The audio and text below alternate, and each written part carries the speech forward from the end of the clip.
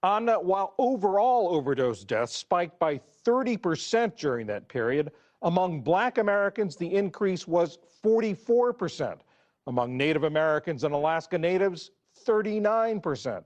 That's compared with a 22% increase among white Americans, similar to the rates among Asian Americans and Pacific Islanders and Hispanics. Dr. Edwin Chapman is a physician in Washington, D.C., who specializes in treating addiction. Dr. Chapman, thanks for being with us. We've heard the aggregate numbers. How does that track with what you see in your clinic? Very close to what we're seeing here in Washington, D.C. We've actually seen we saw a 40% increase in overdose deaths between 2019 and 2020. And then we saw another 4 or 5% increase between 20 and 21. So our overall increase since 2019 has been about 50% in the District of Columbia. So those numbers are very close. And in your practice, what's driving those numbers? What's driving that increase? So we've known for some time that our population, which is 95% African American, even though in terms of overdose deaths, even though in the District of Columbia, we account for only 46% of the population. But the difference is that our epidemic started with street drugs 40, 50, 60 years ago with heroin. But in 2014, that heroin transitioned to fentanyl. So we saw 20% fentanyl in 2015, and it gradually increased over the next 5 years. So now we're seeing 95% fentanyl in our street drugs. And fentanyl is 50 to 100 times more potent than morphine. And I just want to make sure I'm clear on this. Is this that the drug users are seeking out fentanyl, or that the fentanyl is mixed into the street drugs? Well, it goes both ways. Initially, it was mixed in, and subsequently, there were those who did seek out the more potent form. But unfortunately, with fentanyl being so much stronger than heroin or the typical pills that people were overdosing and dying. So we're actually seeing a Darwinian evolution, so to speak. Those who are able to tolerate higher doses of drugs just by their genetics and by luck are surviving, and those are the ones that we're seeing in treatment. Dr. Chapman, are you seeing any other changes in the patients that you're seeing? Is the age, for instance, of your average patient changing? Absolutely. So 5 years ago, we did a survey, and the average age of our patients was about 52, 70% male, 30% female.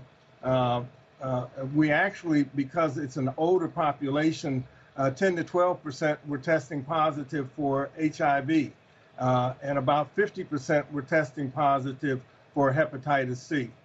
So since that time, the age has increased to an average age of about 60 at the present time. And what effect does that have on overdose deaths and treatment? So again, you're now talking about people who have other chronic diseases, diabetes, hypertension, as well, mixed in with their opioid use and of course, some of their mental health issues.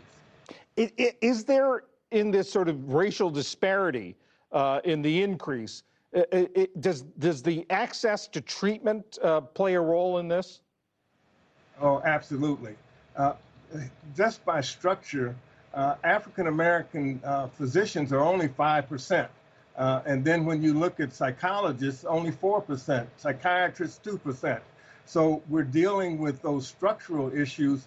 And on top of those structural issues, we also have some public policy issues that have to be addressed.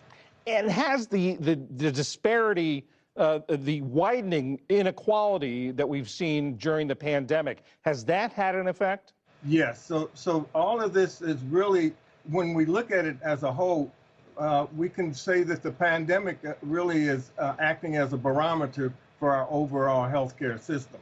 We can see these structural and public policy issues that have gone for centuries, in fact, coming to the forefront. And they're exacerbated by housing issues, transportation issues. So our patient population, because they've been involved in drug use for so many years, are disenfranchised from the community, disenfranchised from families. So we have a very high homeless population. What are the changes you'd like to see that would help you treat your patients? So our approach has been really to a team-based approach.